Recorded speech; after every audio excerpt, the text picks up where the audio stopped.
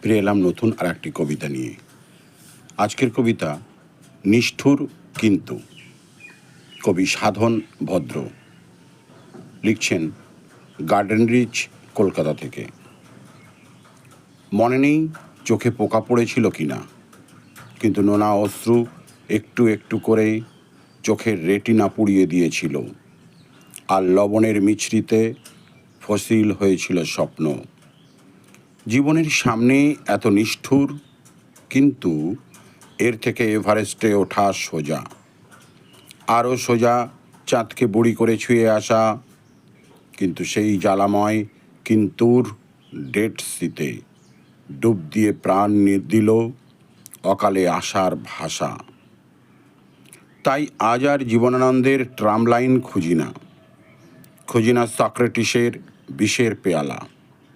আমার অনু চোখের পাতায় সূর্য আধার ছড়ায়, সব শেষ, শুধু থাক মায়ের চেনা আঁচলের হাওয়ায় জুড়িয়ে যাওয়া নিহত এক কবির জ্বালা। ধন্যবাদ। এবারের পাঠ করা কবিতাটি সংগৃহীত হল নিখিলবঙ্গ শিক্ষক সমিতির শিক্ষা ও সাহিত্য জার্নালের সিপাহী বিদ্রোহ সংখ্যা, আগস্ট 2007।